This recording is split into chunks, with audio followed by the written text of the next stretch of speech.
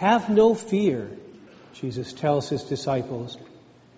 Do not fear, he tells them a bit later. And finally, do not be afraid. 3 times, Jesus commands against fear.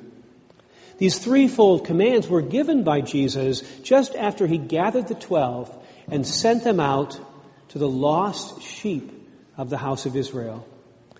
I'm sending you out like sheep into the midst of wolves.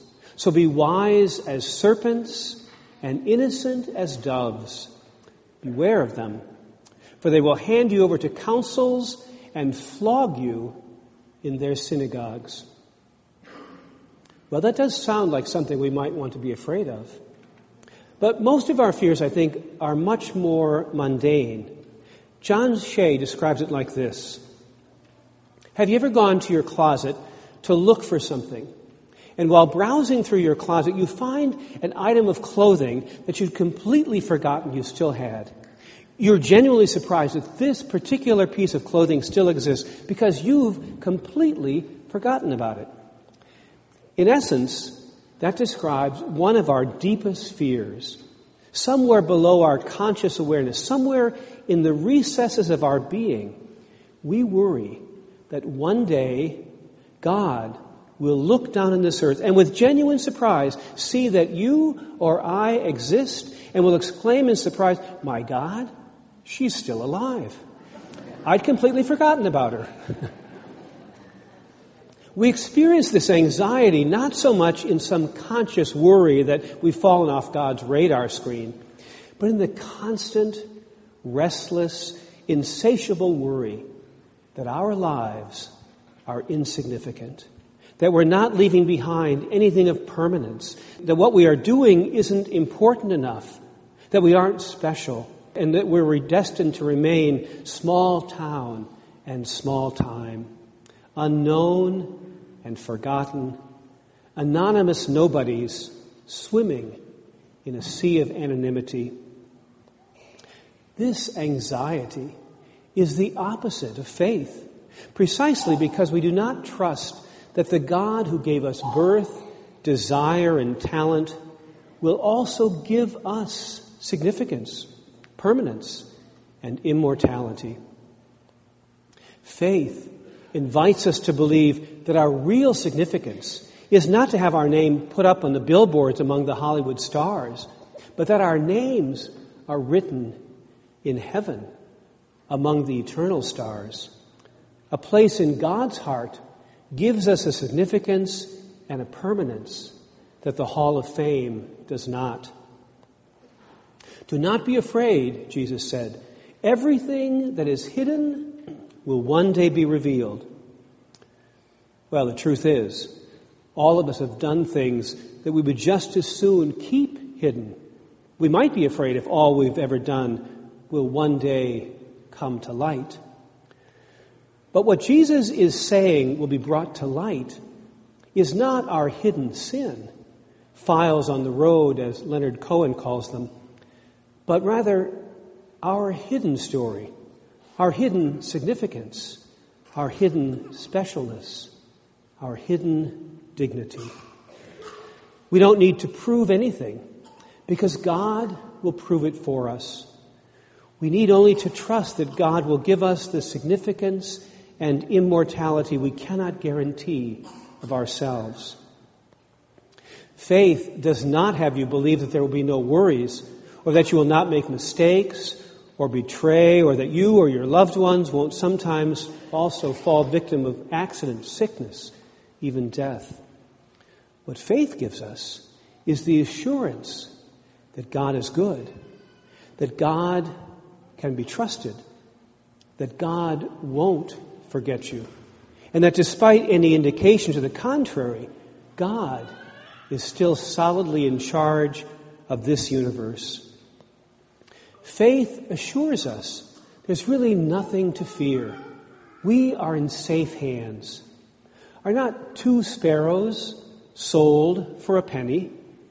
Yet not one of them will fall to the ground apart from your Father. And even the hairs of your head are counted. So do not be afraid. You are of more value than a whole flock of sparrows. God has his eye on the sparrow.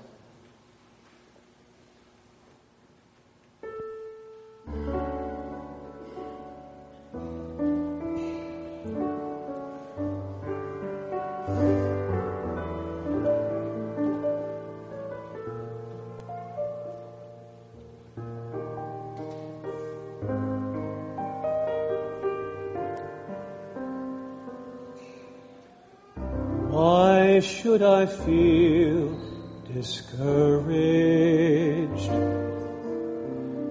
Why should the shadows come?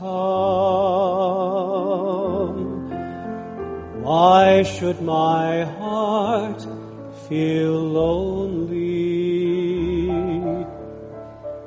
and long for heaven and home? When Jesus is my portion, a constant friend is He. His eye is on the sparrow, and I know He watches me. His eye is on the sparrow, and I know He watches me. I sing because I'm happy.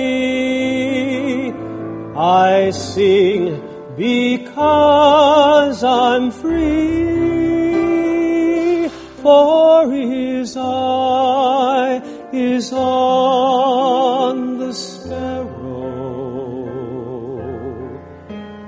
and I know He watches me.